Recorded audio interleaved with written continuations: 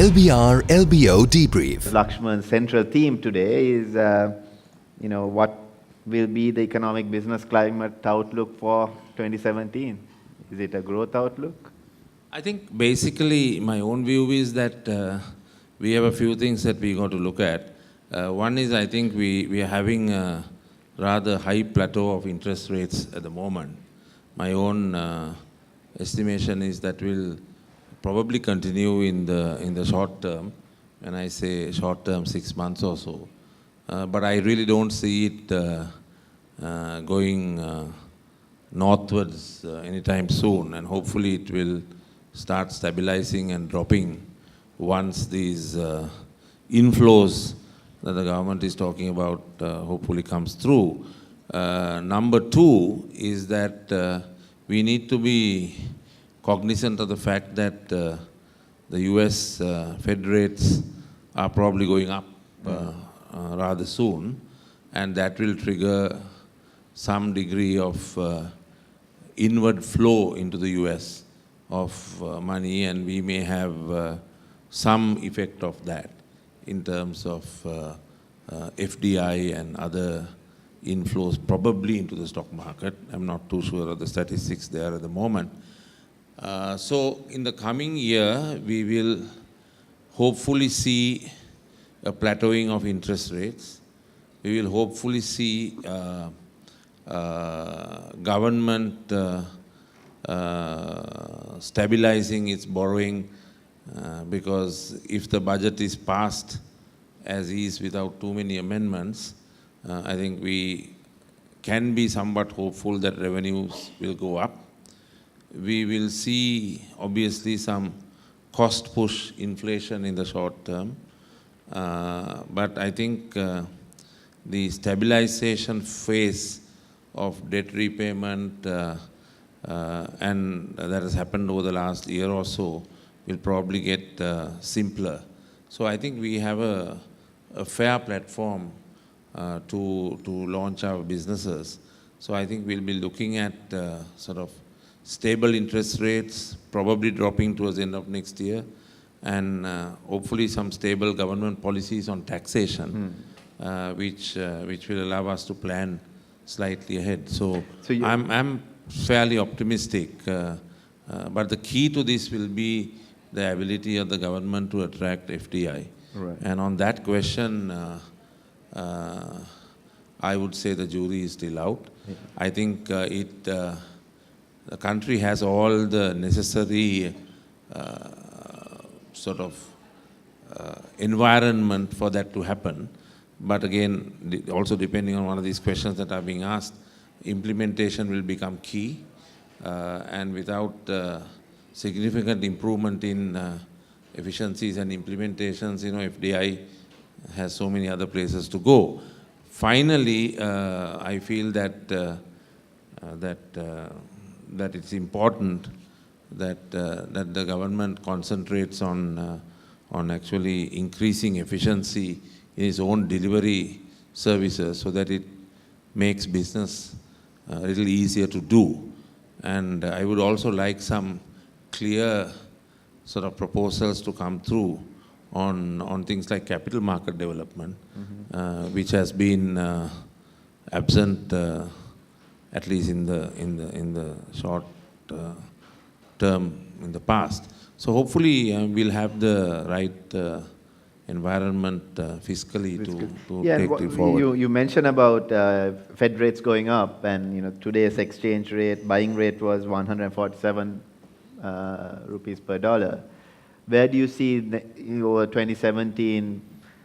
As we were talking earlier, we probably won't see it sort of rising dramatically, but I think it will, my own feeling is that it will hover between the high 140s and probably on a few days will touch around 150. I don't actually also see it strengthening significantly. So I think we have a band that will be in the high 140s. However, Sri Lanka is a small market, and sometimes large individual transactions or events can have an impact. I'm concerned though of two things. One is that there has been some signs of remittances dropping, which account for, I think, even now some $7 to $8 billion. And the export performance has been mixed, to say the least. So hopefully, things like GSP Plus can be put under our belt. And for that, I think the background conditions have to be met, and I think the government is well poised to meet those conditions if they so desire. So hopefully some things like that will add on to export performance. I mean, maybe Rajitha can talk a little bit more about exports. Sure. I'm a little concerned that it has actually not, I think there is a drop overall, if I'm not mistaken. Yeah. So, Vajra, I mean, so this exchange, and it's good to hear that your forecast, so to speak, is a good consistency in the 145, 150 bracket, which is the key for FDI coming in. For repatriation of dollars, exchange control risk is mitigated. Is that something, Vajra, do you agree with that assessment? I also think so. What he said is right about 140 is late, towards 150, it's the figures, it won't go much unless there's some black swan comes this way. So Vajra, an often asked question from you, I'm sure in forums these days is, yesterday's stock market hit an 8-month low. So, one would have thought with the budget giving some fiscal discipline in terms of addressing the balance of payment issue, that investors would be optimistic about the budget. But looks like it has gone the other way. Why? Yeah. Before that, I'll explain why a capital market is required to country. Now, somebody will ask why this fuss about helping the capital market. Now, if you say 20 years ago maybe, banks used to do everything. Banks used to give risk capital, banks used to give venture capital, banks used to give private equity, they used to underwrite IPOs, they used to do IPOs also, and everything was, you used to go to bank and get it done. What happened subsequently, and some countries thought that capital market is not required. For example, Germany thought that capital market is not required, they can develop. But they gave a lot of powers to banks to do these things. What is happening now is that with the risk-weighted assets coming into the scene and Basel II, III coming in, banks' role is now going to be limited. World's biggest buildings were owned by banks those days. Now what is happening is it's given to capital market. They are going to REITs. They are transferred to REITs and said, okay, general public own this one, I'll rent it out. So why is that is happening? Because banks have become, capital become so scarce, right, and their business is all about managing capital. So capital market has to play a huge role, both to the banks as well as certain areas where banks cannot play. Private equity, venture capital, infrastructure funds, unit trust, mutual funds, all has to play a role in the capital market to go forward. Banks cannot play that role alone now. You can see what is happening to Germany, which started Deutsche Bank, is now in trouble because they played that role in the capital market, and bank can be in trouble if they start playing those roles. So capital market is a must. So government should have supported, some support should come to the capital market to develop it, because that will help them. Long-term debt has to be there to develop infrastructure. Aging population needs annuities. Without annuities, these people cannot live one day. So they need pension schemes. And for that, long-term debt is required. So there is a development stage that we should support. Now you can ask, taxation is the only way. Taxation is one way of supporting. There are other ways of supporting, like for example, allowing government institutions to list in the capital market. So that will help to boost. So there are a lot of ways government can support. But I think one question was asked whether taxation is, yes, taxation is one of the support that you can give. Not only Sri Lanka, it's Singapore. Many capital markets that are now in leading the world gave tax concessions initially to develop the capital market. And we cannot be exception. So we should give some unit trust in India, UTA, Unit Trust of India, UTI, was given a government guarantee. It's just like a National Savings Bank, UTI. Unit trust industry was developed in India. Now there's no support. Templeton, everybody is working there. That was developed initially by giving a government guarantee to Unit Trust of India. So that is how these things are developed. So some concessions should be given. Unfortunately, in this budget, what has happened is they have removed, taking the level playing field out of it also. Now they are punishing the capital market. Now withholding tax is 14%. Unit trusts are taxed at something like 36%. Nobody understands why banks are given withholding tax of 5% and whoever comes to unit trust individually is taxed at 26%. So the unit trust industry is going to be over if this taxation continues. Similarly, debentures. They are given a punishment. Okay, I gave you a tax concession. One bank asked me this. One leading bank asked me this. We gave concessions to you. You enjoy concessions. Now you have to be other way around.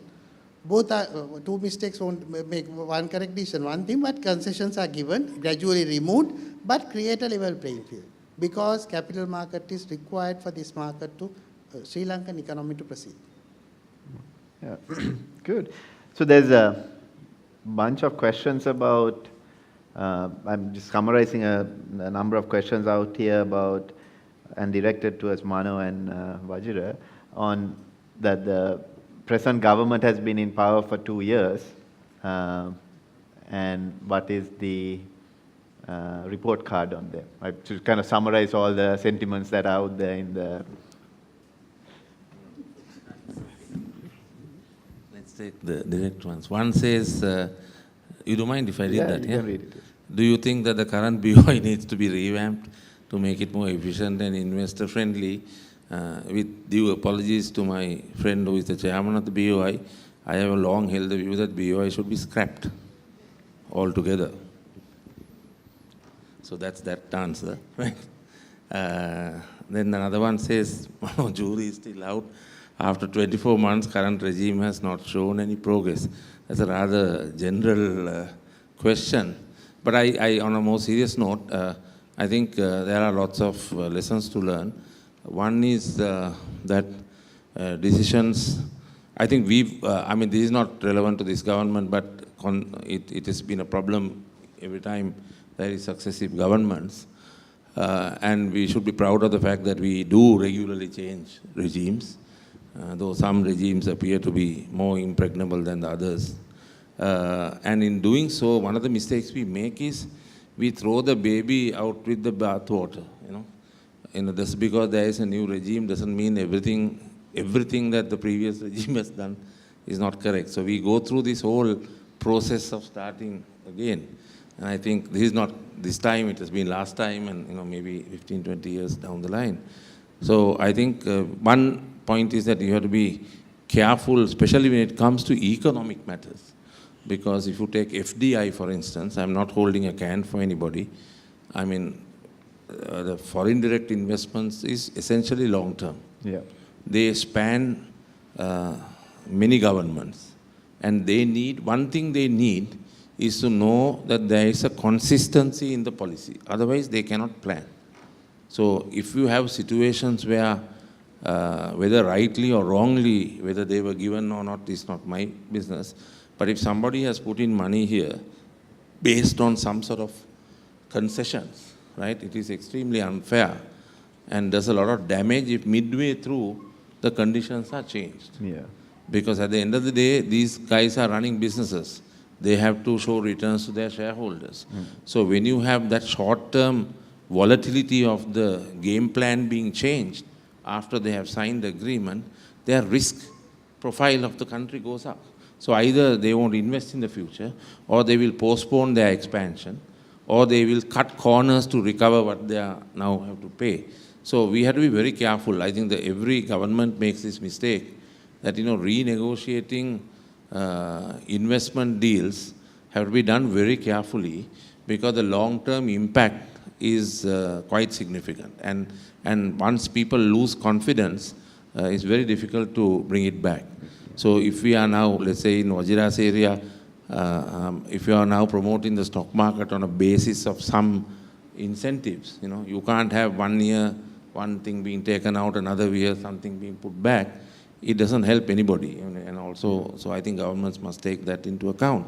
Now, with regard to many ministries, that of course is a bit of a plague that we are suffering from for a long time. That is entirely political, so I agree with that. That's the inefficiency in the system. Yeah, and so, also political reality also, but I totally agree. I mean, in another area on the... So what do you think in terms of, you mentioned continuity in policy, is that the critical component there is to really separate the central bank and... No, I think it's very important. My own view is that, countries outside are giving more independence to central banks. I understand that people have different models. Yeah, and Federal Reserve in the US is completely independent. Yeah, now Japan has a different system, but they are moving away, moving the central bank into more, so, going against the tide is not a good idea. Yeah. My point is there must be consistency if we agree as a country that we need FDI. I mean, that's one of the first things we have to agree, no? We have to agree that we need foreign direct investment. If we basically agree, then I think there must be consistency and there must be protection of law against changing these goalposts, because we are actually shooting ourselves in the foot. Okay. That's why we lose the confidence. Yeah. And it's not easy because there are many more destinations that anybody can go. Yeah. I mean, it's a competitive market. Absolutely, we are competing. Yeah. Absolutely. From an international perspective, living in London, what is the perspective from an international investor looking at local capital markets? Well, to be honest, I couldn't agree more with what Vajira said. He's very aptly summarized it. I mean, for Sri Lanka to go from a low middle income country to a higher middle income country, let's set targets, right? You cannot overnight become an America or a UK. One has to go incrementally. Let's say if that's the first incremental step, one has to start with capital markets. All these problems about FDI and various other things, the capital inflows can only be facilitated by actually strengthening the capital markets.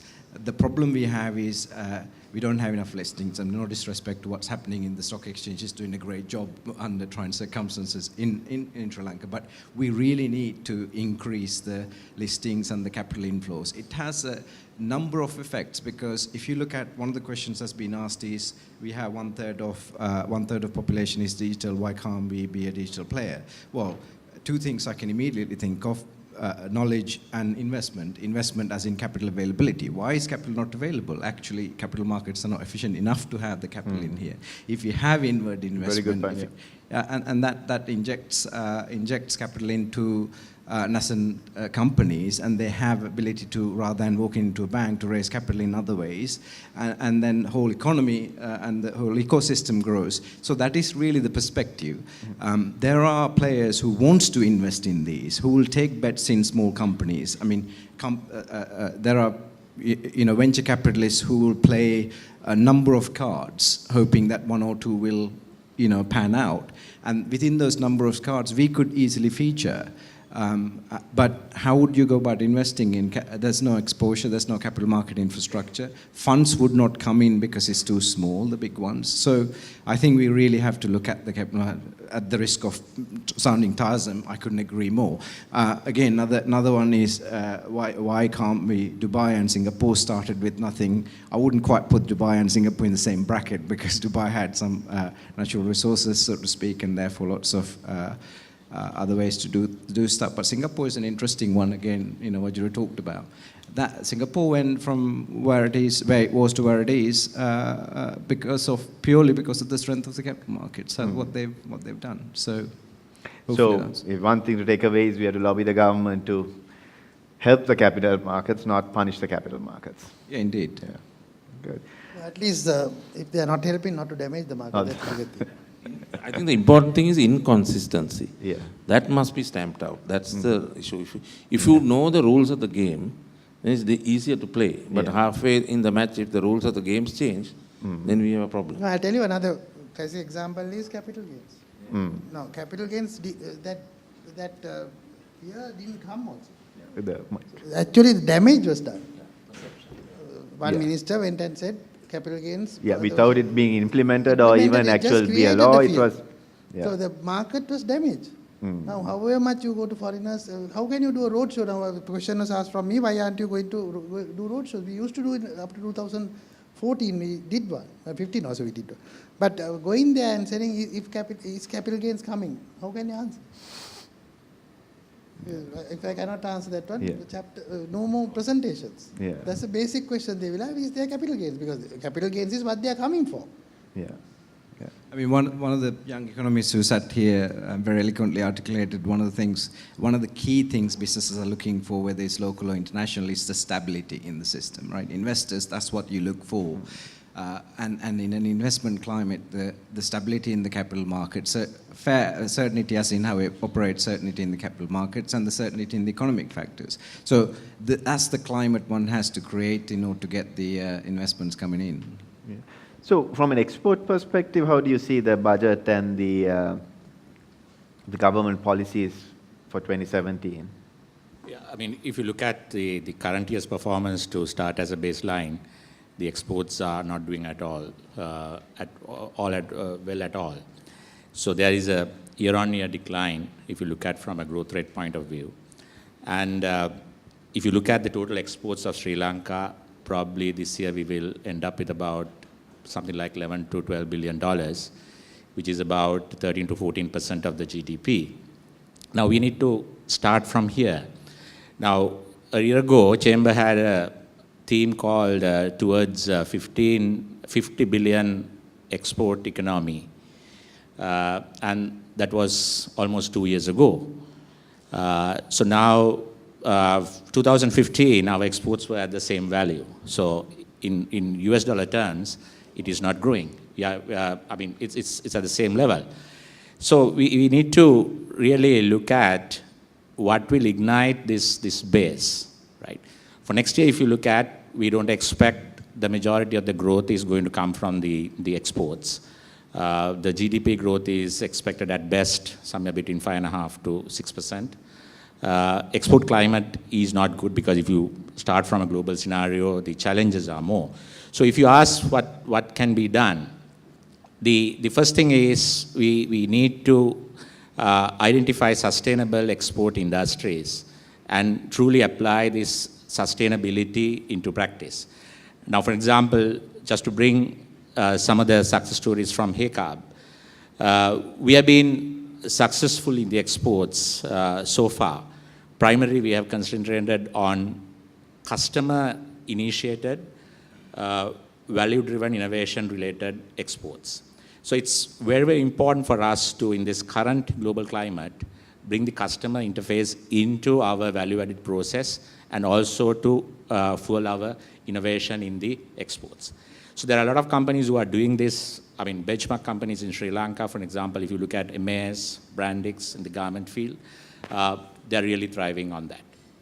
And the customer relationship, because you are looking at the West and you are looking at the East, it's in order to bring this seamless value chain where the investments or the customers can shift from Sri Lanka to any other competitive grinds like Bangladesh, Vietnam, or Myanmar. These are newly competing countries with us for our exports. So we need to have a very strong tie-up with the customers and bring this customer-driven innovation into the Sri Lankan soil. And then the other key aspect is how do you secure your supply chain? The supply chain integrations are going to be very, very important. And both the backward and the forward integration has paid off very well for our successes in the last couple of years. Then how do you basically get the productivity of the exports? It's going to be very, very competitive. And how do you get our costs down? So sophisticated practices, I mean, the philosophies like lean need to come in. These are practices that we are adopting in order to bring quality-driven, but yet more productive export competitiveness. And then the ability for us to regionalize, I think this is very important, because whilst we look at the export footprint from a domestic manufacturing base, it's very, very important for us to regionalize the manufacturing bases. There are a lot of companies, for example, Hekab, 60% of our manufacturing is in Indonesia and Thailand. Customers want that, and customers want that the footprint of the manufacturing for risk mitigation, and also for us to manage the supply chain effectively, that regionalization is very important. And globalization in the markets, a true globalization, and bringing the marketing expertise to Sri Lanka, that's going to be very vital for our export growth. And then, what can be done in the short term to fuel the investments? For example, FDI, if you look at, we are struggling to make $1 billion FDI mark this year, $1 billion. And countries like, say, Myanmar or Thailand, Bangladesh, couple of times, 5 times, 6 times more FDIs are coming in. We have to look at, rather than there's a question about whether it's the vision or the implementation, I think there are so many plans, so many vision statements. I think what we are lacking is the implementation. The execution is all about execution. So what are the low-hanging fruits? Just look at the impending power crisis in Sri Lanka. By 2018, we are going to be in darkness, and we are talking about an export-led economy. The second coal power plant that should have come on board by 2018 is taken out. That's a Trincomalee project. Then LNG program is scrapped, or rather we don't see the birth of that in the near future. So we are sitting at 4,000 gigawatt capacity today. We would need by 2030 about 6,000 gigawatt of capacity. And immediately for the next 2 years, we don't have a pragmatic plan. So why should a very heavy industrial-based export industry should look at Sri Lanka in this current situation? Just take one single factor. If you don't have reliability of power, availability of power, the quality of power, and the competitiveness of the power. So we lack that. Yeah. So just one example, if you want to fuel, because we need to jumpstart this very quickly for us to say, if you are looking at 3rd years, 4th years from now, export growth, we need to have these FDIs in at least next 2 to 3 years' time. Mm-hmm. So power plant, from a, Mano will know this very well, from an initial proposal stage to an implementation, commissioning, it would take at least 3 years for a 300 megawatt plant. So it's the execution that we lack. We have so many plans. Plans are plenty, execution is the problematic thing.